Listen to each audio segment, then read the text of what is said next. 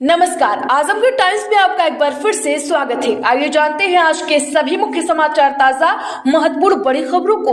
उससे पहले आप सभी लोगों को रामनवमी की हार्दिक शुभकामनाएं। तो चलिए चलते हैं खबरों की ओर। उससे पहले आपने अभी तक इस वीडियो को लाइक नहीं किया है तो लाइक कर दें और आजमगढ़ की किस गली, मोहल्ले, शहर, कस्बे, गाँव से खबर को देख रहे हैं कमेंट बॉक्स में जरूर लिख दें। आजमगढ़ में धूमधाम से मनाई जा रही है श्री रामनवमी। कन्या पूजन के बाद जगह जगह किया जा रहा है भंडारे, आरएसएस की पद यात्रा।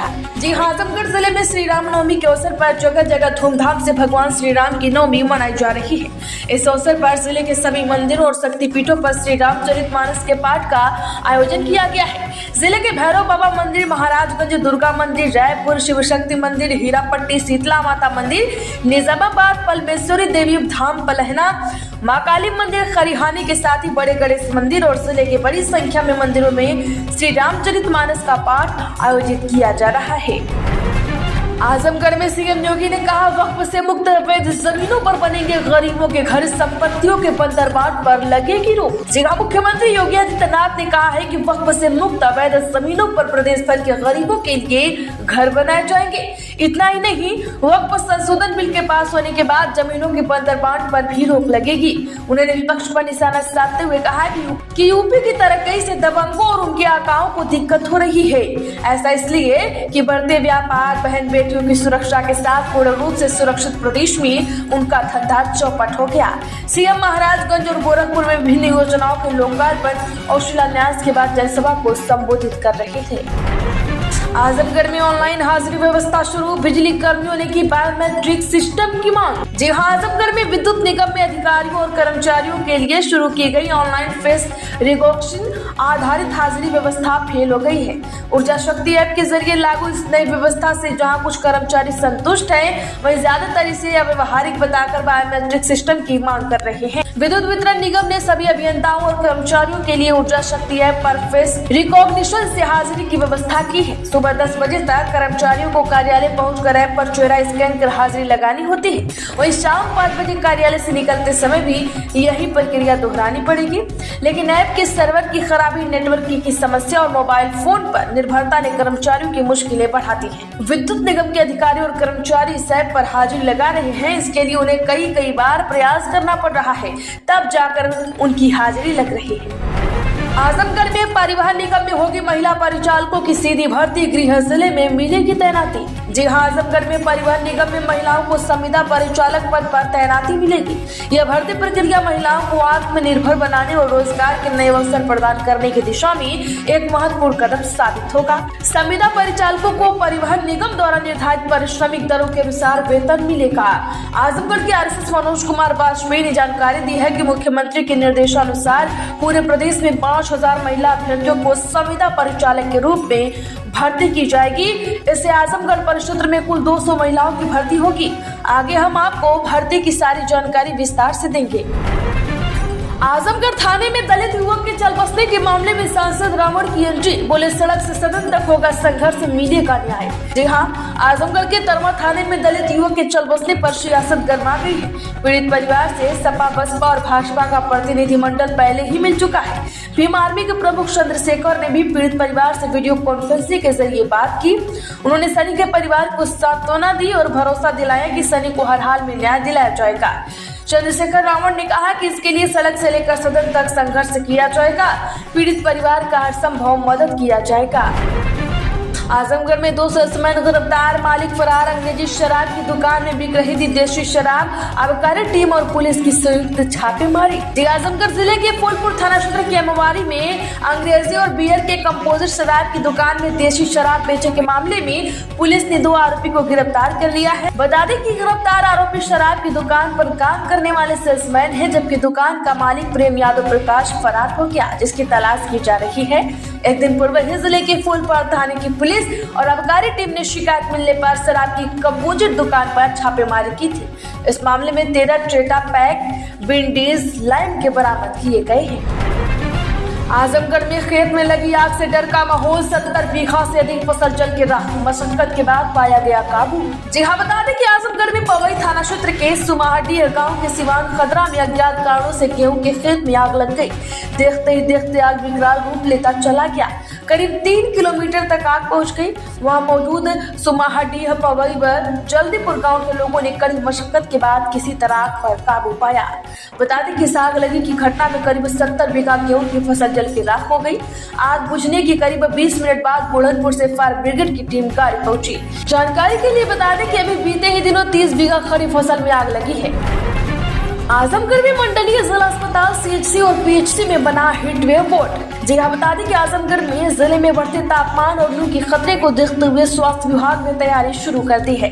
सीएमओ ने सभी सामुदायिक स्वास्थ्य केंद्रों सीएचसी और प्राथमिक स्वास्थ्य केंद्रों पीएचसी के प्रभारियों को पत्र लिखकर व्यवस्थाएं दुरुस्त करने के निर्देश दिए हैं। इसके तहत मंडलीय अस्पताल सीएचसी और पीएचसी में हीटवेव वार्ड बनाकर बेड रिजर्व किए जा चुके हैं। अस्पताल में मरीजों के लिए शीतल पेयजल, पंखे, कूलर और एयर कंडीशनर की व्यवस्था करने के साथ ही तीमारदारों के लिए रैन बसेरे बनाने को भी कहा गया है। बता दें कि शासन के निर्देश पर गर्मी से उत्पन्न होने वाली बीमारियों के प्रबंधन के लिए सभी जरूरी कदम उठाने को कहा गया है। आजमगढ़ में दबंगई से गेहूं की फसल काटने का वीडियो 2004 से चल रहा है। कोर्ट में मामला सहकारी समिति में जमा कराया गया है राशन। जी हाँ, आजमगढ़ जिले के दीदारगंज थाना क्षेत्र के गोसारी गांव में दबंगों द्वारा गेहूं की फसल काटने का मामला आया है। इस मामले का वीडियो सोशल मीडिया पर वायरल होने के बाद और समाजवादी पार्टी के सोशल मीडिया अकाउंट से मामले की पोस्ट किए जाने के बाद पुलिस ने मामले का संज्ञान लिया। बता दें कि सोशल मीडिया में वायरल हो रहे वीडियो में साफ देखा जा सकता है कि किस तरह से मशीन के द्वारा गेहूं की कटाई की जा रही है और वहां पर बड़ी संख्या में लोग विरोध कर रहे हैं। इसी दौरान किसी ने वीडियो बना लिया और सोशल मीडिया पर वायरल कर दिया। इस बारे में जिले के एसपी ग्रामीण चिराग जैन ने मामले की जांच दीदारगंज थाने के प्रभारी राकेश कुमार सिंह को सौंपी है। मामले की छानबीन की जा रही है। आजमगढ़ में प्रयोगात्मक परीक्षा देने का मिलेगा एक और मौका। जी हां, आजमगढ़ में इंटरमीडिएट की प्रयोगात्मक परीक्षा जिन परीक्षार्थियों की छूट गई है उन्हें यूपी बोर्ड ने एक और मौका दिया है। इसके लिए 7 व 8 अप्रैल को सीसीटीवी कैमरे की निगरानी में प्रयोगात्मक परीक्षा कराई जाएगी। इसके लिए 4 केंद्र बनाए गए। जिला विद्यालय निरीक्षक विनय कुमार ने कहा कि माध्यमिक शिक्षा परिषद प्रयागराज की ओर से वर्ष 2025 की इंटरमीडिएट प्रयोगात्मक परीक्षाओं के छूटे एवं किसी कारणवश इससे वंचित रहे छात्र छात्राओं को अंतिम अवसर दिया गया है। राजकीय बालिका इंटर कॉलेज, सिविली national inter college, Shri Agrasen कन्या इंटर कॉलेज और इंटरमीडिएट कॉलेज कप्तानगंज को केंद्र बनाया गया है। आजमगढ़ में दी डिस्ट्रिक्ट बार एसोसिएशन के चुनाव में प्रत्याशियों की सूची फाइनल। अध्यक्ष और मंत्री पद पर 3 उम्मीदवार। जी हां, आजमगढ़ दी डिस्ट्रिक्ट बार एसोसिएशन के चुनाव को लेकर विभिन्न प्रत्याशियों की सूची फाइनल हो गई है। इस सूची में अध्यक्ष और मंत्री पर 3 बार उम्मीदवार किस्मत आजमाएंगे। कोषाध्यक्ष, कनिष्ठ उपाध्यक्ष, सहमंत्री के 3 पदों पर और वरिष्ठ कार्यकारिणी के 5 पदों पर निर्विरोध निर्वाचन तय हो। बता दें कि अध्यक्ष पद पर अरविंद कुमार पाठक, बलराम यादव और भृगनाथ राम मैदान में है, जबकि वरिष्ठ उपाध्यक्ष के 2 पदों पर मनकू कुशवाहा, संतोष कुमार श्रीवास्तव और शिव शंकर गौड़ ताल ठोक रहे हैं।